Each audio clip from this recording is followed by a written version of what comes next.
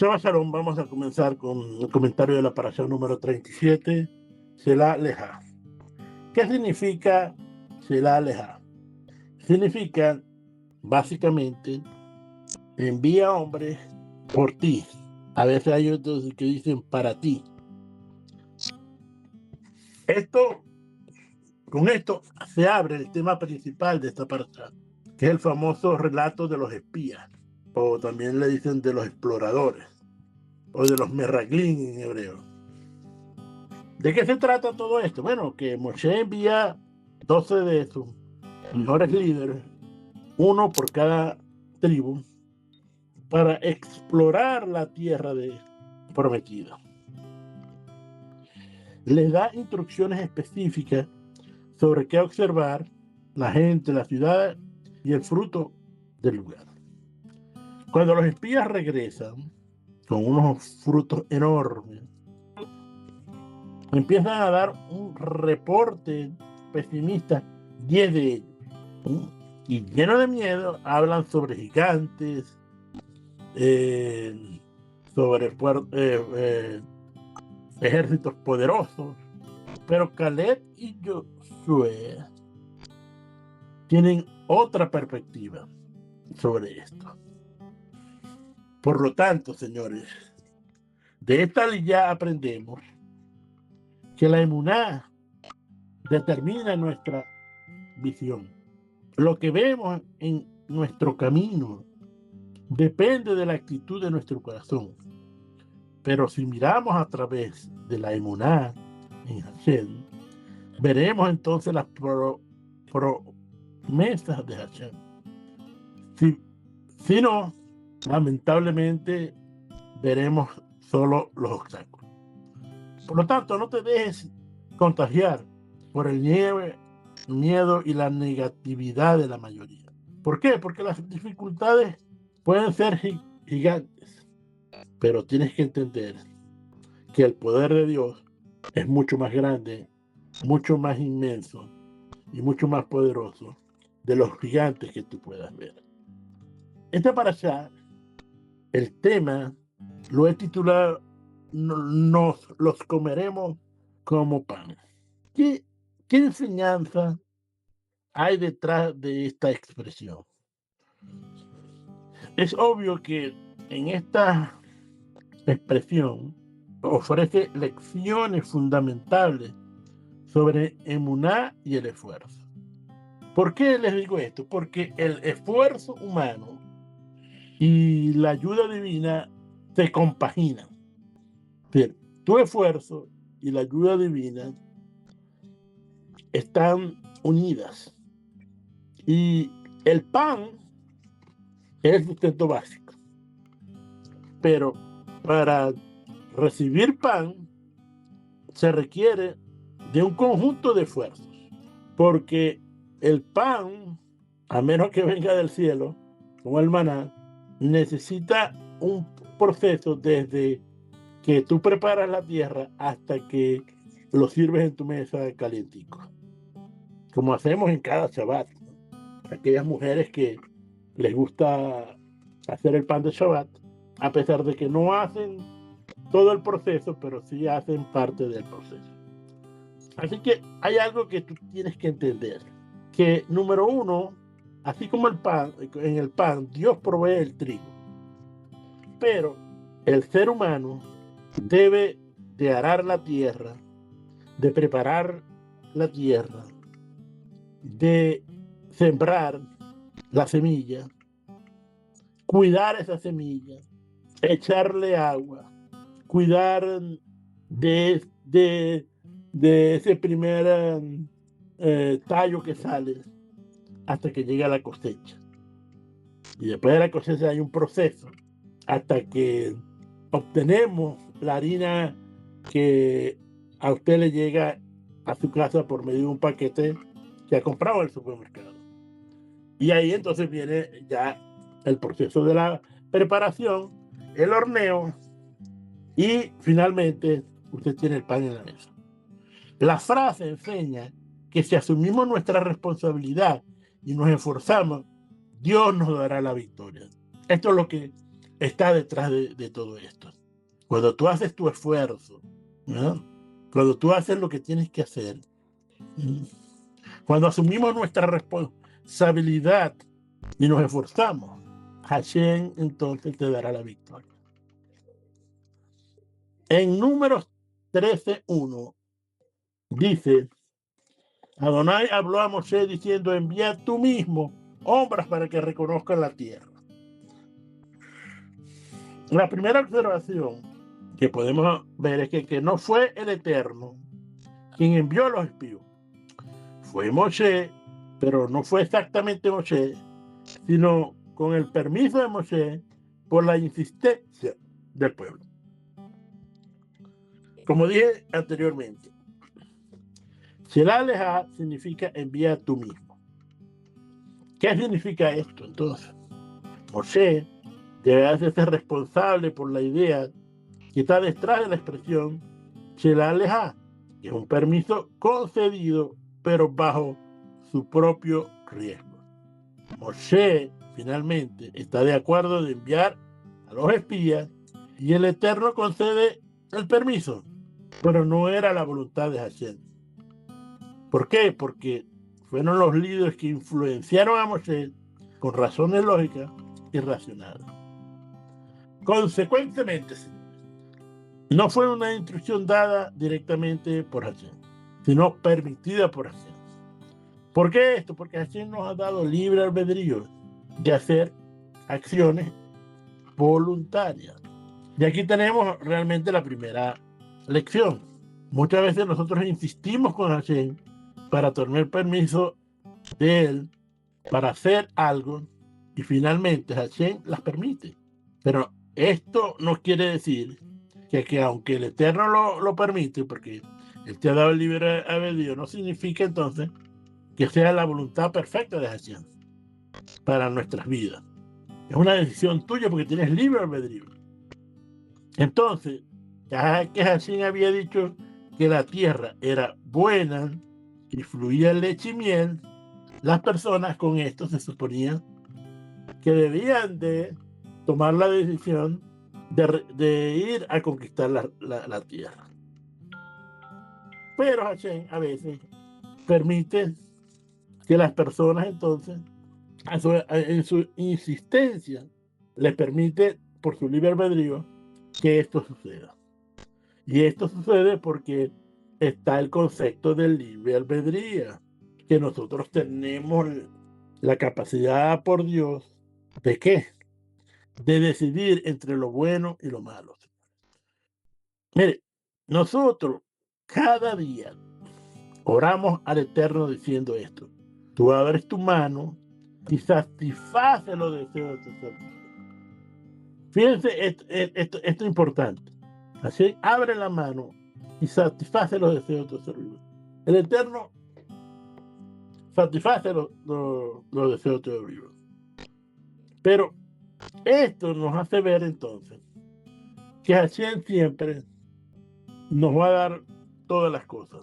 Sin embargo, nos ha dado libre albedrío para que nosotros escojamos, porque Él no quiere tener a hijos que simplemente de forma robótica decidan hacer algo, sino que Él ha dado el libre albedrío de escoger entre el bien y el mal, para que tú entonces decidas, como dice, escoger el bien. Eso es lo que Hashem quiere. Hay algo que ya hemos visto, el libre albedrío. Ahora vamos a ver las promesas de Hashem. En Éxodo 3:17 dice: yo sacaré de la aflicción de Egipto, de la tierra del cananeo, del eteo, del amorreo, del fereceo, del jebeo, del jebuseo, a una tierra que fluye leche y miel. Y esta era la promesa de Hashem.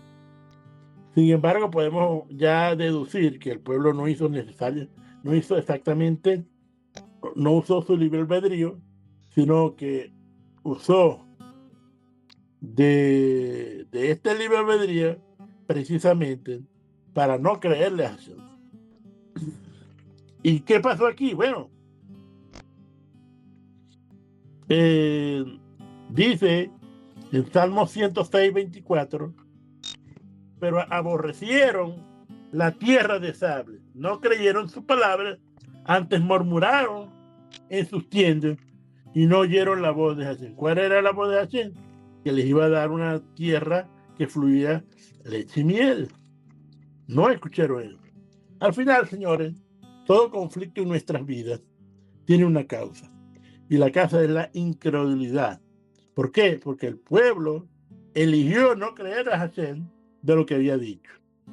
La mente humana normalmente quiere tener seguridad antes de tomar decisiones. Esto es algo normal de nosotros. Por eso que en Devarim 1:19 dice: enviemos a hombres delante de nosotros que reconozcan la tierra y a su regreso nos traigan razón del camino por donde hemos de subir y de las ciudades donde hemos de llegar. Moshe dijo: la propuesta me pareció bien y tomé a 12 hombres de entre vosotros, un hombre por cada tribu. Por lo tanto, como puede ver aquí, esta es la naturaleza del ser humano. Casi siempre actúa que en vez de creerle de una vez a Hashem, necesita pruebas, necesita ver primero. Y necesitaba ver que le dijeron por dónde tenía que subir, cómo tenía que tomarlo y con qué obstáculos se iba a encontrar. Por lo tanto, prefirieron entonces mirar por ellos mismos antes de creer en la voluntad perfecta del Eterno. ¿Qué pasó aquí? Bueno, se fueron y vino el informe de los 10 espías, que aparece en Números 13:25. Y volvieron de reconocer la tierra al fin de los 40 días. Y dijeron: nosotros llegamos a la tierra a la cual nos enviaste, la cual ciertamente fluye leche y miel. Y este es el fruto de ella. Trajeron un racimo de uvas inmenso.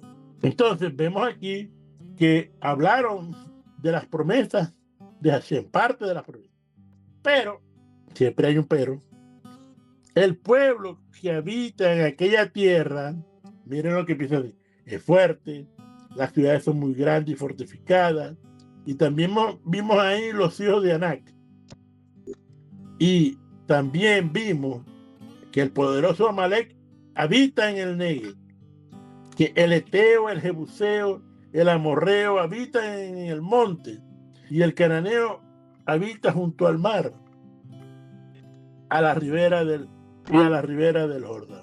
Cuando vemos este análisis, cuando hacemos un análisis a primera vista de este informe, nos muestra que de alguna manera todo era cierto. ¿Sí? La tierra fluye leche y miel, el pueblo que habita en esa tierra es fuerte, y era así. Las ciudades grandes y fortificadas, y habían gigantes, por lo tanto, era correcto.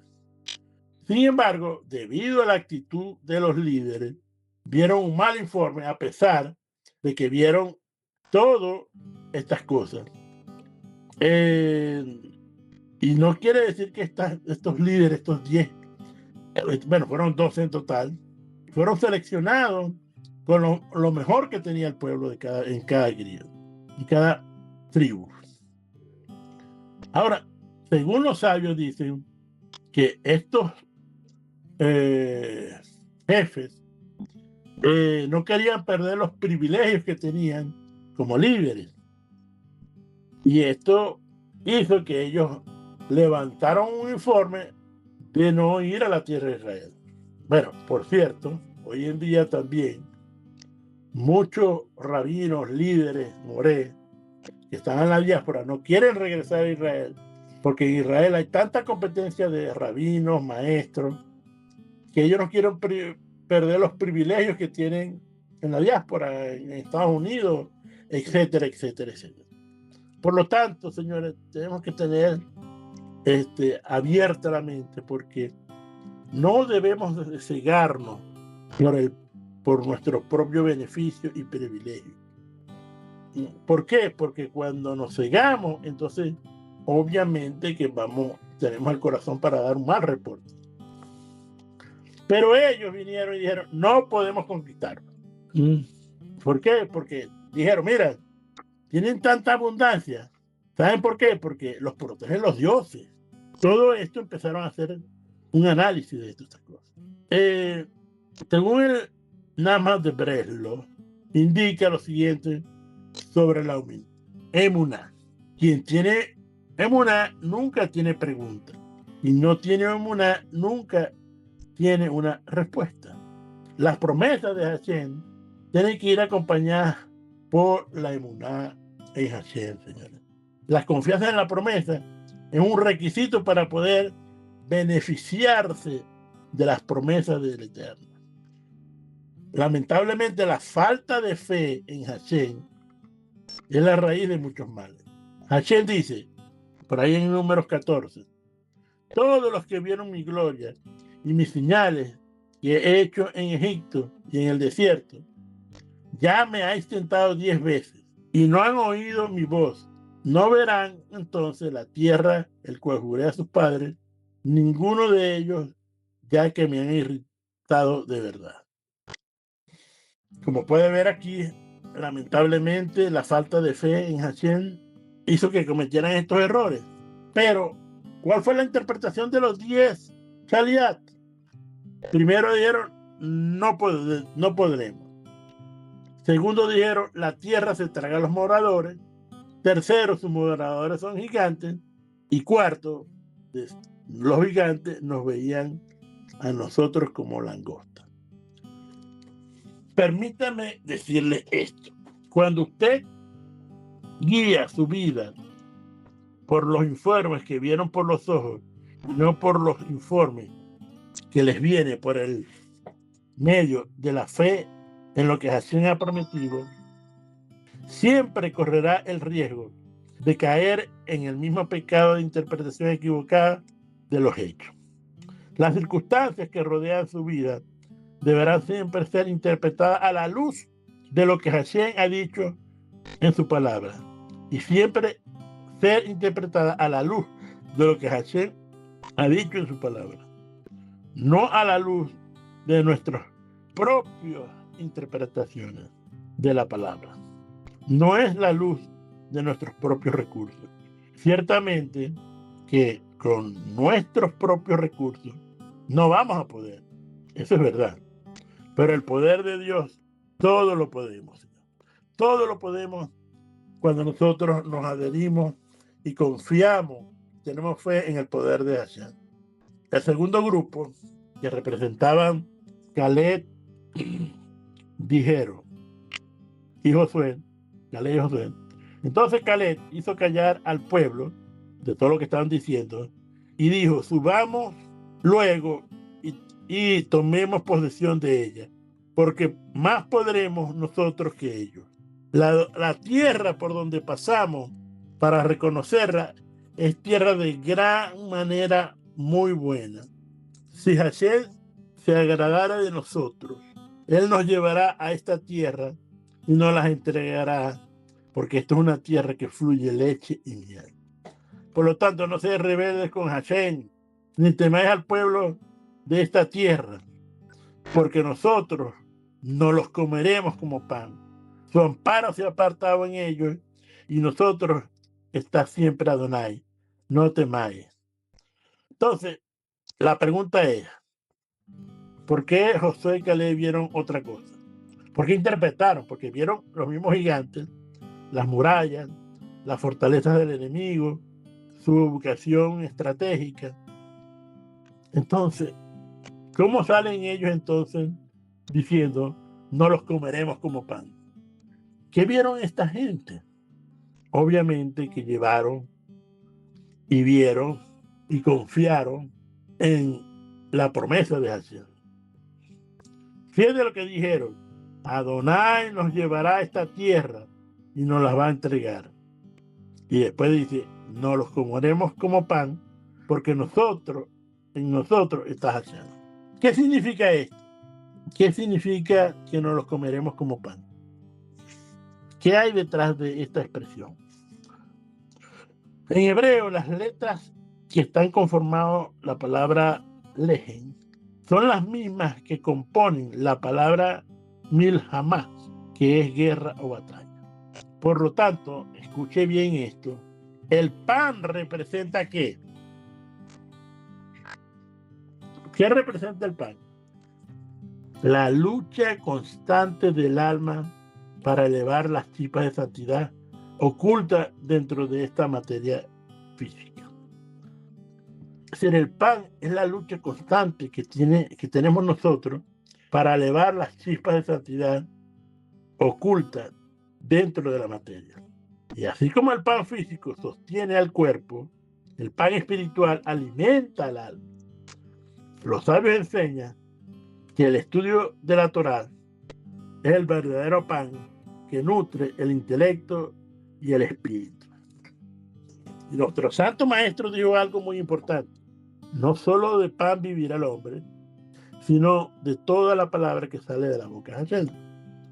Este secreto de la analogía es muy importante. Aquí hay algo escondido en esta analogía entre el pan físico y el pan espiritual. ¿Por qué? Porque para hacer el pan físico se tienen que hacer varios pasos. ¿Y cuáles son estos pasos? Bueno, para hacer pan se requiere 10 pasos en el mundo agrícola. Primero, arar la tierra. Después, sembrar la tierra con semillas. Tercero, viene el cosechar. Y después que cosecha, entonces debe separar o amarrar el trigo. Y comienza el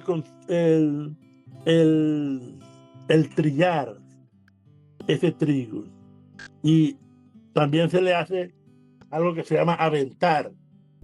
Y después seleccionamos ese tigre, lo molemos, lo amasamos y lo horneamos. Estos son los 10 pasos. Cuando el ser humano entonces hace pan, está imitando el proceso de la creación del mundo, transformando la materia prima bruta en un producto sagrado. Como podemos ver, las mujeres en Shabbat, ¿qué hacen? Agarran la harina y la amasan y la hornean. ¿Para qué? Para que tengamos el pan físico para ser servido y compartido con todas las personas. Al comer este pan con la conciencia correcta, lo que se llama los cabalistas en la Kavaná, y al pronunciar la bendición que se hace sobre el pan, el ser humano entonces libera la energía atrapada en ese pan y lo convierte en energía para servir al Eterno. La pregunta es, ¿cómo llevar a la práctica la preparación del pan físico con tu desarrollo interior o buscar el pan espiritual? Vamos a empezar, arar. Vamos a ver la analogía en la Torá. Es decir, que hay que preparar el terreno. Representa el abrir el corazón y ablandar el ego, señores. Para recibir sabiduría de la Torá, primero debemos remover la tierra dura de nuestro perjuicio y de nuestro corazón que está lleno de piedra y estar dispuestos entonces a cambiar y aprender. Segundo sería sembrar. Esto quiere decir introducir el conocimiento. Es el acto de estudiar las escrituras, la Torá. De alguna manera estás plantando las semillas de la verdad divina en tu mente. Después viene el tercer paso, que es el cosechar. Cuando vemos la analogía que hay con la Torá, ese es el momento cuando una enseñanza se impacta internamente. Y recoges el fruto del estudio. ¿Por qué? Porque hay un concepto de que lo que recibes haces clip. Y entonces de tu interior se fortalece y se despierta algo en ti. Y esto es igual a la cosecha. Después sabemos que de la cosecha se recoge el trigo y se hacen gavillas y se amarran. La analogía con la Torá, este paso representa conectar ¿qué? En meditar en la Torá. Cuando tú recibes la Torá, Esto es que el meditar en la Torá, en que representa conectar los puntos y unificar el conocimiento para entender el panorama general de tu vida. Necesitamos meditar en la Torá. Después viene el trillar. La analogía con la Torá es, esto significa cuando tú tienes el conocimiento, has meditado, entonces empiezas a debatir y a cuestionar. En el judaísmo, el estudio no es pasivo, señor. Se trilla mediante preguntas difíciles. Cuando tú tienes un compañero de estudio, comienzan a hacer preguntas difíciles. Y de alguna manera es como separar, como cuestionar cada una de las enseñanzas de la Torá. ¿Para qué? Bueno, simplemente estás entrando en el conocimiento de la Torá. Después viene aventar o separar con el viento, que es el discernimiento espiritual. ¿Por qué? Porque el viento representa el Ruach HaKodesh. Y aquí se usa en la Torá como filtro para evaluar tus acciones cotidianas, permitiendo que el viento divino se lleve tus malos hábitos y deje la pureza, como hacen los campesinos de aventar y separar el trigo con el viento. Séptimo, limpiar.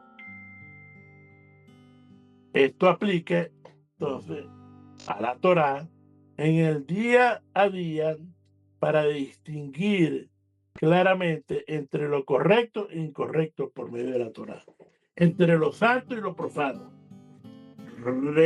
reafinando tu carácter, refinando tu claridad moral, donde fortalece lo más importante que tú tienes, que es tu integridad. Después viene moler. En la práctica nos podría esto enseñar para que la Torá te transforme. Entonces debes de moler tu orgullo, tu ira, tus acciones malas. Requiere romper las viejas estructuras que tú tienes mentales. Y esto se hace con la Torá y se hace también con el pan. Noveno, viene el concepto de amasar y hornear, que vendría representando la acción y la pasión. El fuego de horno representa el entusiasmo y el amor con que se cumplen los perfectos, porque todos los perfectos deben de ser cumplidos con amor. Un estudio sin acción es como una masa cruda. El fuego de la práctica real es lo que hace que la Torá sea nutritiva, consumible para todo el mundo. Finalmente el 10, en el compartir y bendecir. Esto es, el ciclo se completa cuando tú compartes la sabiduría, enseñas la Torá, alimentas espiritualmente a tu familia y dejas que tu conducta inspire a tu retorno. Hay algo muy importante que hemos hablado, es la emuná. La emuná, señores, necesito llamar la atención sobre la emuná, porque vimos aquí que hubieron 10 hombres que vieron gigantes y problemas y grandes y poderosos ejércitos. Ahora, hubieron 2 hombres que vieron todas estas cosas como migajas de pan. ¿Qué hizo la diferencia, señora? Que cuando nosotros nos atrevemos a creerle a Hashem, mientras nos movemos a la dirección de su presencia, algo va a ocurrir en nuestras mentes. Su mente comenzará a transformarse según usted reaccione ante las dificultades del camino. Si cuando usted se enfrenta a los problemas de la vida y se afirma en la emuná de las promesas del Eterno, en la fe, en las promesas del Eterno, y se afirma en la seguridad de su presencia, su mente va entonces a comenzar a transformar el mundo sobrenatural de Hashem. Mire, las enseñanzas que nos vienen de nuestros sabios inviten a ver qué, a los gigantes internos que nosotros tenemos. ¿Cuáles son esos gigantes? Los desafíos, los miedos, la incredulidad. Y tienen que saber que estos no son monstruos invisibles, sino obstáculos necesarios que nos nutren y nos fortalecen, así como lo hace el pan. Así como igual como Josué y Caleb, la llave es centrarse en la fortaleza espiritual más que en el tamaño del problema. Pero es un proceso, ya vimos que es un proceso. Y el reporte positivo, mientras la mayoría de los espías enfocaron sus limitaciones y pesimismo, Josué y Caleb mantuvieron una visión valiente y de esperanza, un reporte positivo, con actitud positiva y con la confianza en la guía de Hashem. Cambiaría radicalmente el resultado de nuestras batallas cotidianas. Por supuesto que el reporte malo, las consecuencias de ese mal informe, aparecen números 14:1. Entonces toda la congregación gritó y dio voces, y el pueblo lloró aquella noche, y se quejaron contra Moshe y contra Aarón todos los hijos de Israel, y les dijo toda la multitud: ojalá muriéramos en la tierra de Egipto, que en este desierto, ojalá que muramos, ¿por qué nos trajo el Eterno a esta tierra? Para caer a espadas y nuestras mujeres y nuestros niños sean presas. ¿No sería mejor devolvernos a Egipto? Y decían algunos al otro: designemos un capitán y volvamos a Egipto. La pregunta es: ¿cómo llegaron a este punto tan horrible de querer regresar a la esclavitud de Egipto? Eso no sé exactamente qué estaban pensando. Permítame decirles esto. No te dejes llevar, ya para la conclusión, no te dejes llevar por los 5 sentidos. No te dejes llevar por tus emociones. No te dejes llevar por el lógico razonamiento. No te dejes llevar a veces por la mayoría de la gente. Definitivamente la gente se olvidó de las promesas del Eterno. Pero siempre, entonces, correrás el riesgo de caer en este mismo pecado de interpretación equivocada de los hechos cuando tú te dejas llevar por tus 5 sentidos. Las circunstancias que rodean tu vida deberán ser siempre interpretadas a la luz de lo que la Torá dice en su palabra, no a la luz de nuestros propios recursos, de la interpretación de los hombres. Ciertamente que nuestros propios recursos no vamos a poder, es verdad, no vamos a poder. Sin embargo, con las promesas de Hashem en nuestras mentes, que tienen que ir acompañadas por emuná, por fe, por confianza en lo que Hashem nos dijo, para que se pueda hacer vivo el cumplimiento de estas cosas. Algo que te quiero decir, muy importante: si estás en problemas, ante un problema gigante, ante una tarea inhumanamente imposible de realizar, la única manera de poder pasar por este medio es confiar en las promesas del Eterno. Por lo tanto, las promesas del Eterno, que hay más de 1000, tienes que buscarlas, memorizarlas, meditar en ella de día y de noche, escribir en papeles y pegarla en las casas, las paredes de tu casa. Debes de cantarla, repetirla día a día en tu casa, con tus hijos. Ponlas en tu corazón y habla lo que dice tu mente que ha estudiado, y verás como tu corazón será fortalecido para poder recibir lo que dice la palabra poderosa del Todopoderoso y Fiel. Señores, así como nosotros debemos de seguir haciendo, ¿verdad? cada uno del proceso para hacer pan. Debes entonces seguir el proceso desde que estás arando la tierra para sembrar el trigo. Y ahí ir poco a poco, vas sembrando. Entonces ahí viene la Torá. Siembra la Torá en tu corazón. Siembra la Torá en tu corazón. Es muy importante. Cuando tú siembras la Torá en tu corazón, entonces vendrá el cosechar. Cuando tú empiezas a recibir las joyas escondidas de la Torá. Y ahí entonces cuando tú las recibes, meditas de día y de noche. Y entonces empiezas a buscarle el espíritu de la Torá por medio de su estudio profundo, el esfuerzo intelectual de analizar cada uno de los textos para separar la esencia de lo superficial. Es el trillar mediante nuestras preguntas difíciles.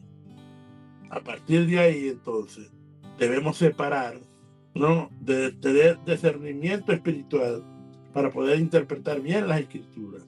Y para poder hacer esto, debemos usar el Ruach HaKodesh. ¿Por qué?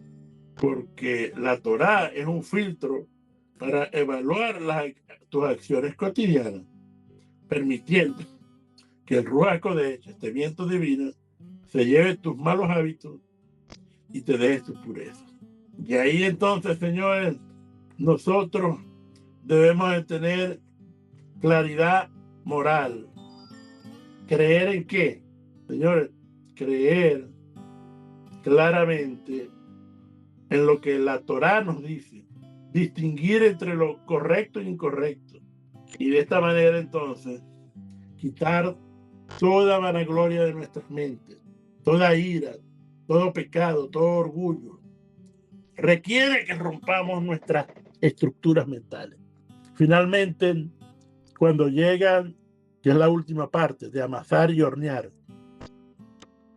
es la acción y el amor. Porque el fuego del horno representa el entusiasmo y el amor es el que cumple, con que cumples los preceptos. Pero un estudio sin acción, sin amasar, es como una masa cruda. Y el fuego de la práctica real es lo que hace que la Torá sea nutritiva y consumible a todo el mundo. Finalmente tenemos el pan. Este ciclo se completa cuando tú compartes este pan. Y entonces cuando tú compartes esa sabiduría, ese discernimiento y ese conocimiento, entonces alimentas espiritualmente primeramente a tu familia y después a los otros. Así que quiero decirte algo muy importante para finalizar. Debes de seguir los 10 pasos para recibir pan. Pero más importante es lo que dijo Yeshua, que no solo de pan vivirá el hombre, sino de toda palabra que sale de la boca de Hashem. Pero para conseguir ese pan espiritual, debes de seguir estos 10 pasos que te quiero decir.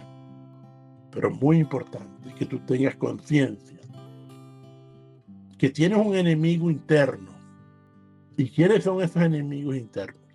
Los gigantes mentales que están dentro de ti, que con sus calificativos derrotan las promesas de Hashem por medio del miedo, por medio de la duda.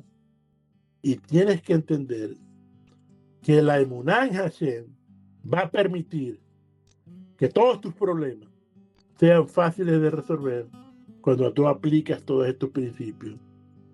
Y lo vas a comer, ese problema te lo comerás como pan. Que Hashem te bendiga, te proteja, que hagas resplandecer el rostro delante de ti y te dé el conocimiento de entender estas cosas y de aplicarlas en tu vida. Sé entonces un Josué, un Caleb, que diga a los problemas de nuestra vida, no los comeremos como pan. Shabbat Shalom, señores.